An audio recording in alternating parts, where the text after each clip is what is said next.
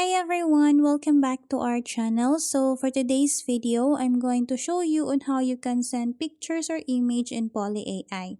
So to start, we'll have to open the app. And then once you're in the app, we'll have to go to our inbox. To do that, we'll have to tap on this message icon. So as an example, I'm going to try to send an image to Poly Agent. So in here, we'll just have to tap on this one. And as you can see, there is no feature for us to attach an image. So the next thing that we need to do is to tap on the menu option. So in here, we'll just have to try to find an attachment option.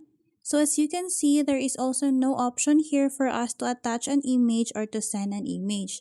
So currently, Poly AI doesn't have that feature for us to send an image or a picture. So maybe in the future, the app will have that feature, but as of now, the app doesn't have a feature for us to send an image or picture. So I hope this video helped you out, and then please don't forget to subscribe, hit the like button and the notification bell so you won't miss a video on our channel, and I'll see you on our next video.